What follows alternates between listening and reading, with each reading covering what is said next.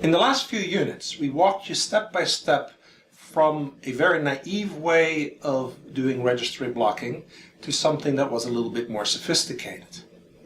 What we're going to show you now is that we can kind of get there faster if we approach this more in the top-down fashion. What do I mean by that? Well, here we have our matrices C, A, and B. What if we partition C into tiles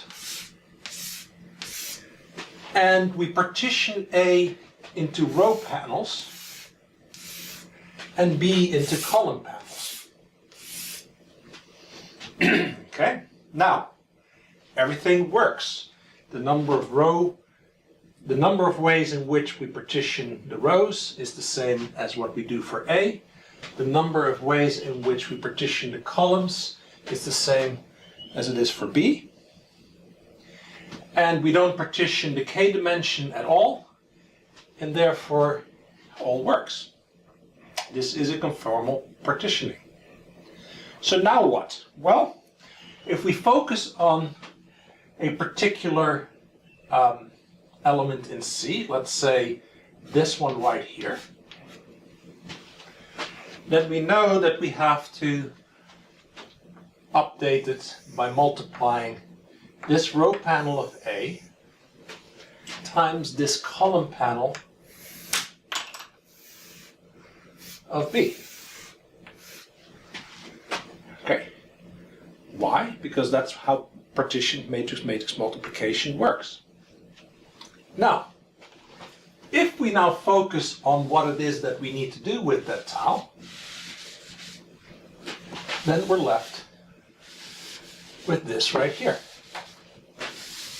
All right, so this now becomes the computation that we focus on. And how can we accomplish that computation? Well, we can again load the small tile of C into registers.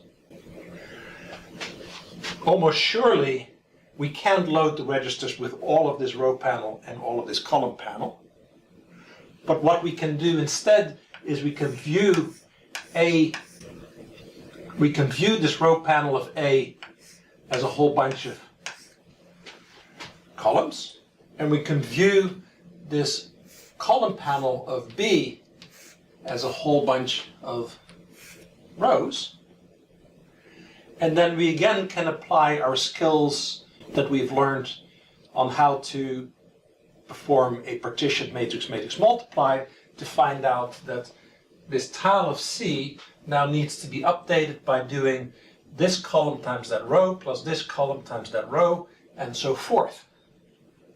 All right, so then our algorithm becomes, at some point we have reached some point in our matrices or our row panel of A and our column panel of B.